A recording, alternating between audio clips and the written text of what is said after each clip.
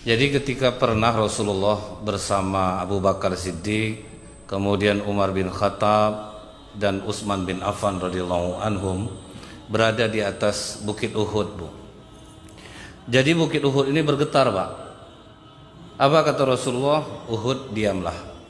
Karena di atasmu ada Rasulullah, ada Siddiqin dan 2 orang syahid. Jadi sudah disampaikan oleh Rasulullah sebelumnya, Pak, bahwa Umar dan Utsman akan mati syahid. Dan ternyata prediksi Rasulullah benar, Bu.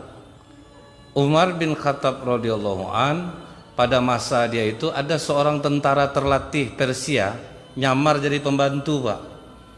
Dia nyamar jadi pembantu kepada salah seorang sahabat yang bernama Al-Walid Mughirah bin Syu'bah. Jadi nyamar dia di sana. Umar sayang sama dia, Pak, karena keahliannya banyak. Jadi agak sayang Umar nengok dia, banyak keahliannya. Tapi rupanya diam-diam dia sudah menyusun rencana, Pak, untuk membunuh Umar bin Khattab. Dan ini tidak terbaca dan terendus sama sekali oleh para sahabat. Jadi diam-diam sudah dia racuni pisau yang dia buat. Dan ini racunnya cukup aneh nih, Pak, yang dibuat oleh Abu Lu'lu'ah ini. Jadi dia racunnya itu sifatnya kalau dia udah tusuk kan, Pak, apapun yang dimakan akan keluar dari lubang yang ditusuk itu. Kan aneh itu, Pak, hebat racun dia. Jadi tidak bisa makan itu tercerna, Bu, akan keluar dari lubang yang dia tusuk. Jadi subuh itu dia sembunyi. Dia sembunyi, dan waktu itu siapa yang menjadi pemimpin, dia yang menjadi imam. Nah, Umar bin Khattab menjadi imam subuh. Baru takbiratul ihram dan beberapa ayat Al-Fatihah yang dibaca, tahu-tahu dia keluar, Pak, langsung dia tusukkan 3 kali ke arah perut Umar bin Khattab. Umar bin Khattab tersungkur. Nah, itulah hebatnya persatuan umat Islam ini, Pak. Tidak ada yang terputus sholatnya. Abdurrahman bin Auf maju langsung menggantikan. Dan Abu Lu'lu'ah ini, Pak, berlari sambil mengibaskan pisau, Bu. Jadi 7 orang meninggal lari itu dibuatnya. Tapi dia juga terbunuh. Dan dia dianggap pahlawan oleh orang Syiah karena berhasil membunuh membunuh Umar bin Khattab. Jadi dia dianggap pahlawan dia ini, Bu. Pertanyaan Umar cuma satu, Pak. Siapa yang membunuh saya? Abu Lu'lu'ah, pembantu dari Walid Al-Mughirah bin Syu'bah. Apa kata Umar? Alhamdulillah, bukan seorang muslim yang membunuh aku. Jadi masih ada syukurnya, Bu, bukan orang muslim yang membunuh. Tapi begitu bertukar khalifah, nah pada masa Utsman bin Affan ini, Utsman bin Affan itu gelarnya apa, Bu? Zunnurain, yang memiliki 2 cahaya, Pak. Ada 3 pendapat kenapa Utsman bin Affan digelari Zunnurain. Yang pertama, karena 2 putri Rasulullah adalah istri Utsman. Pertama Ruqayyah, meninggal Ruqayyah, kemudian berganti dengan Ummu Kulsum. Kemudian yang kedua, dia sedang membaca Al-Quran dan mengkhatamkan Al-Quran pada sholat witir. Quran cahaya, tahajud juga cahaya. Jadi makanya disebut 2 cahaya. Kemudian dia waktu masa jahiliyah gemar bersedekah, setelah Islam gemar bersedekah. Ini juga 2 cahaya. Nah, jadi makanya dia digelar dengan sebutan Zunnurain. Dan ini sangat utama, Pak. Apa kata Ummul Mukminin Aisyah? Pernah kami duduk bersama Rasulullah, Abu Bakar datang mengetuk pintu, Rasulullah tetap di posisi dia. Tidak ada yang berubah, Bu. Keluar Abu Bakar, masuk Umar, posisi Rasulullah juga tidak berubah. Tapi ketika Utsman yang masuk, Rasulullah langsung merapikan pakaiannya, Pak. Ini dipertanyakan oleh Aisyah, Bu. Kenapa ketika Abu Bakar datang, ayahku kau biasa saja, Umar datang kau biasa saja, tapi kenapa pas Utsman datang, engkau merapikan pakaianmu? Bagaimana aku tidak malu yang malaikat saja malu kepadanya? Begitulah segannya Rasulullah kepada Utsman bin Affan ini, Pak. Nah, sampai kalau kita ingat lagi, Pak, keutamaan Utsman bin Affan ini, pernah pada masa Khalifah Abu Bakar Siddiq, orang mempertanyakan kepada Abu Bakar tentang kesulitan makanan. Maka Abu Bakar berkata, mudah-mudahan sore ini sudah dapat solusinya. Lupa solusi itu apa? Utsman bin Affan datang dengan membawa dagangan yang banyak dari Syam untuk dijual di Madinah. Rupanya, Pak, belum sampai ke Madinah, orang-orang saudagar-saudagar dari Madinah langsung menghambat langkah Utsman. Apa kata mereka? Utsman, jangan masuk dulu ke Madinah. biar kami beli semua dagangan kau ini dan kami akan bersedia memberikan keuntungan 2 kali lipat. Nah di situ Utsman curiga, Pak. Kenapa kok mau mereka memberikan keuntungan? Mereka pun menjelaskan, apa kata mereka? Sekarang orang sedang kesulitan bahan makanan Utsman. Jadi kami bisa menjualnya dengan harga lebih tinggi. Nah kemudian Bu, apa kata Utsman? Ada enggak yang bisa ngasih untung lebih dari 2 kali lipat? Biarlah aku 4 kali lipat. Yang lebih dari 4 kali lipat. Mana ada lagi Utsman?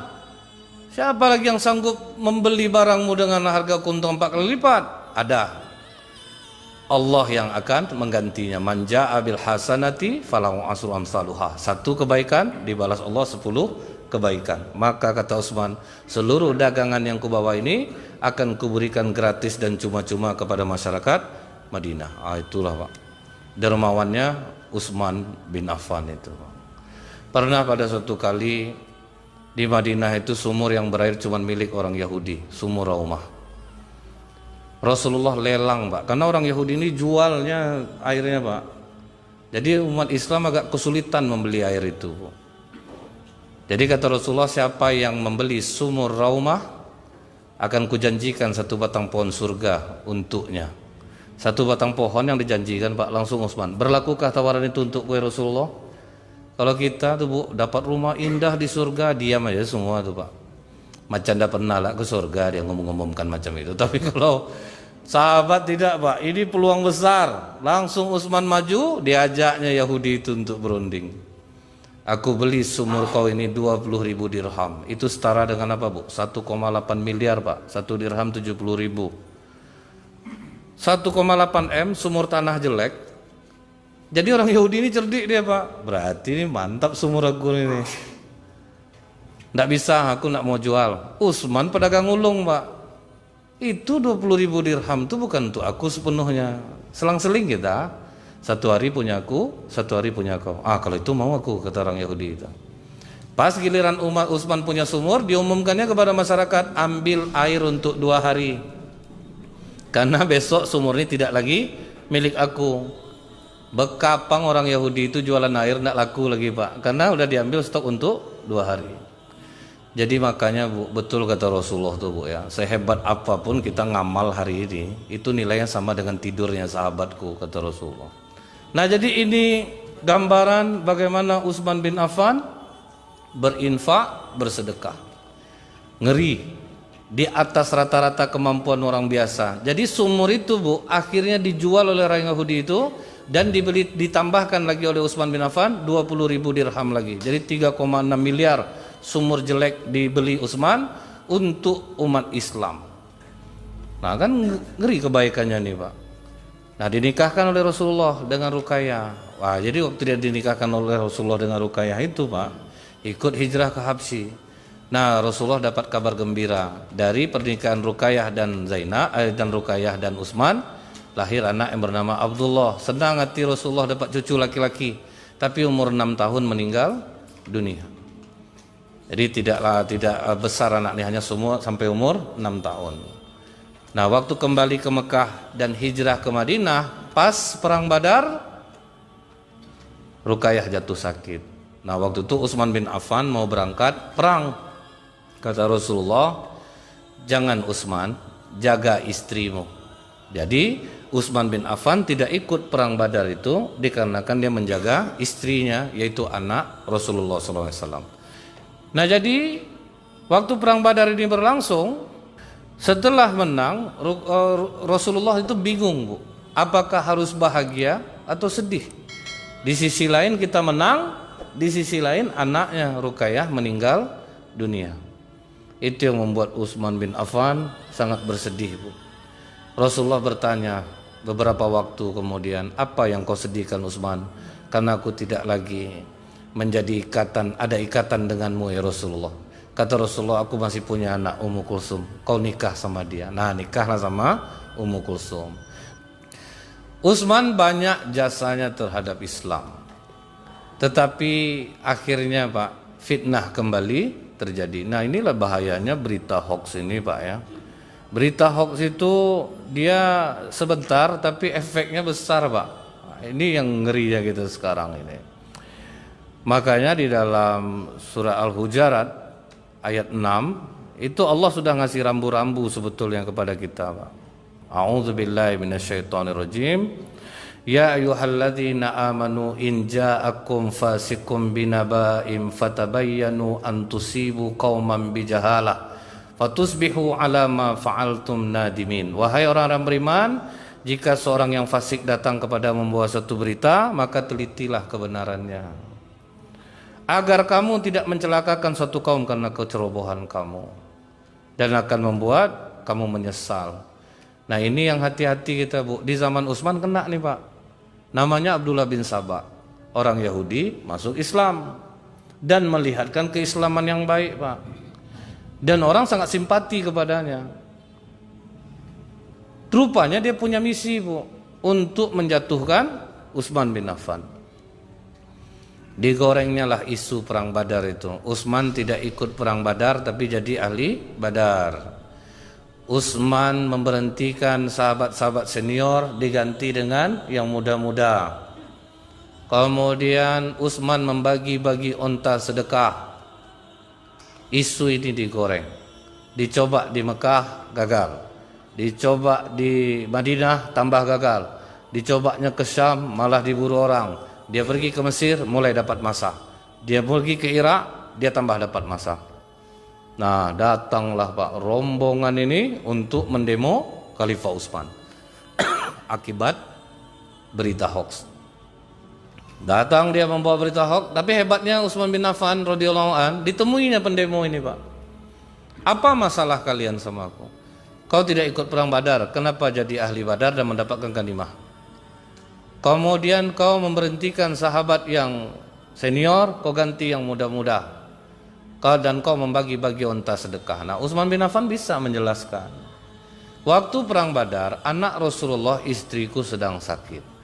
Rasulullah memerintahkan aku untuk menjaga anaknya. Apakah salah aku menuruti perintah Rasulullah yang sebenarnya aku ingin ikut ke Badar?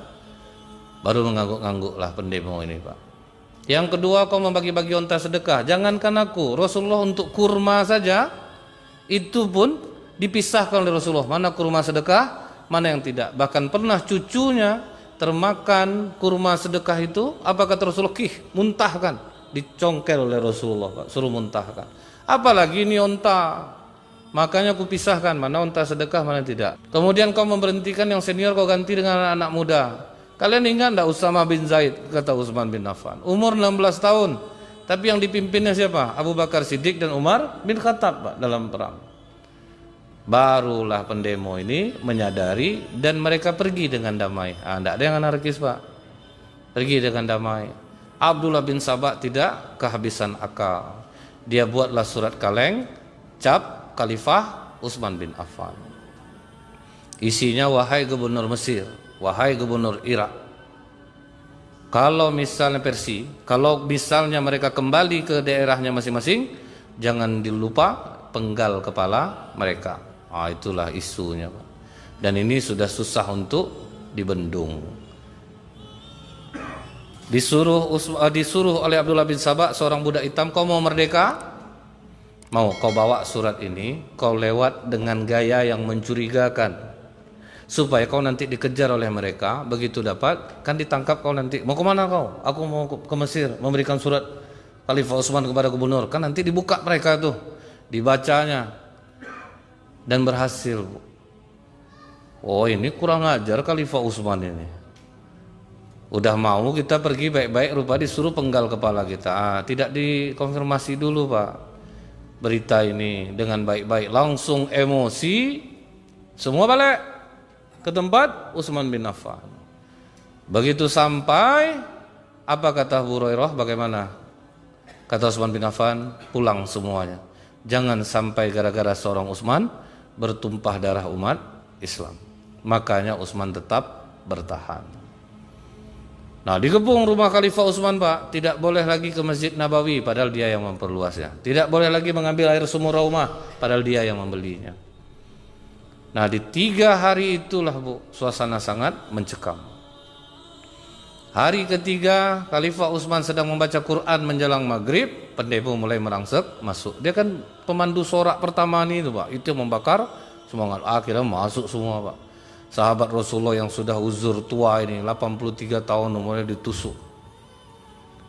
Akhirnya mati menggenaskan akibat berita hoax. Nah jadi yang terjadi apa lagi Pak? Setelah Khalifah Utsman bin Affan terbunuh, kemudian tidak boleh jasadnya diselenggarakan. Akhirnya Ummu Habibah membuka kata Ummu Habibah, kalau kalian tidak izinkan kami untuk menyelenggarakan jenazah Khalifah Utsman, aku istri Rasulullah akan membuka tutup kepala aku. Masih takut pendemo Bu. Karena apa kata para sahabat, kalau sempat istri Rasulullah membuka tutup kepalanya, dia buka hijabnya, Madinah akan hujan batu. Nah jadi Khalifah Utsman terbunuh karena berita hoax. Nah ini ngerinya. Apakah cukup sampai di sana? Ali bin Abi Thalib radhiyallahu an dibujuk oleh orang yang membunuh Utsman Pak. Kami baiat ke wali. Merapat lagi nih Pak. Ini ngerinya Pak. Merapat lagi dia ke Ali bin Abi Thalib supaya tidak diusut kasus pembunuhan itu Pak. Masuk dia ke Ali, dibaiatnya Ali. Kemudian Ali tidak mau. Akhirnya Tolhah dan Zubair bin Awam datang. Kami mendukung Ali. Nah, setelah Ali naik, tentu Muawiyah ingin tangkap dulu pembunuh Utsman, baru kami baiat. Kata Ali, baiat dulu, baru nanti kita cari pembunuh Utsman. Nah, inilah terjadi perang itu. Perang Siffin itu terjadi gara-gara ini Pak. Nah waktu perang terjadi, pasukan Muawiyah mengangkat mushaf Al-Quran, berarti gencatan senjata. Nah yang gabung membunuh Utsman tadi Pak takut, nanti kalau damai ini bahaya nih, serang terus Ali, serang. Ali tidak mau, kita berunding dulu. Nah barulah dimunculkan isu baru, hukum itu hanya milik Allah, manusia tidak boleh menentukan hukum. Terpecahlah pasukan Ali, yang terlalu mencintai Ali jadi Syiah, yang membenci Ali jadi Khawarij. Nah jadi orang ini Pak, orang Khawarij ini rata-rata mereka penghafal Quran, bukan orang sembarangan Pak. Mereka orang-orang penghafal Quran. Ini itulah hebatnya dia menggoreng isu itu Pak, sampai penghafal Quran banyak kena di dalamnya itu Pak. Disitulah terjadi perang Nahrawan, karena mereka protes Pak, udah dikirim oleh Ali bin Abi Thalib, utus Ibnu Abbas berunding. Apa masalah kalian dengan Ali bin Abi Thalib? Ya dia berani nentukan hukum, berunding dia. Hukum ini milik Allah, Allah kan suruh kalau tidak ambil ganimah perang. Waktu dia berperang sama Aisyah, dan dia tidak menawannya. Nah, ini Pak, padahal kan kalau kita berperang tuh kita tawan, kita ambil hartanya. Maka kata Ibnu Abbas, kalian ini memang hafal Quran, tapi kalian tidak faham. Nah, jadi ini yang ngerinya kita Pak. Sempat orang hanya penghafal Quran, tapi tidak faham Bu. Ini ngerinya. Maka kata Ibnu Abbas, coba kalian baca surah Al-Maidah ayat 95. Ini saya bacakan artinya karena cukup panjang. Hai orang-orang yang beriman, janganlah kamu membunuh binatang buruan ketika kamu sedang ihram.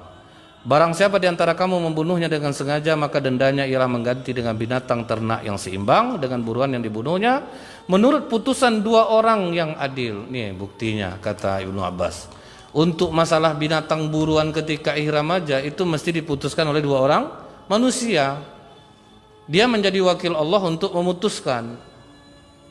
Kemudian kata Ibnu Abbas, kalian buka surah An-Nisa ayat 35. Dan jika kamu khawatirkan ada persengketaan antara suami dan istri, maka kirim seorang hakim dari keluarga laki-laki dan seorang hakim dari keluarga perempuan. Nah ini juga manusia juga yang ikut memutuskan.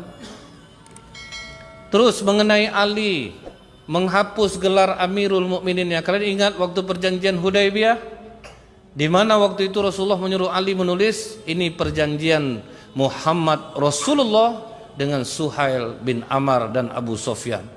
Apa kata Suhail bin Amr? Tolong hapus Rasulullah itu. Kami tidak ada mengakui kau sebagai Rasul.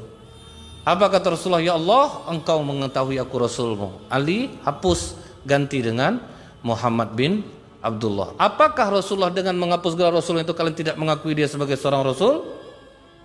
Baru nganggu orang. Inilah dialog ilmiah Pak yang dilontarkan oleh Ibnu Abbas. Kemudian yang berikutnya, kalian katakan Ali berperang dengan Ummul Mukminin Aisyah, tidak menawannya. Kalau kalian katakan Ummul Mukminin Aisyah ditawan boleh, berarti kalian sudah keluar dari Islam.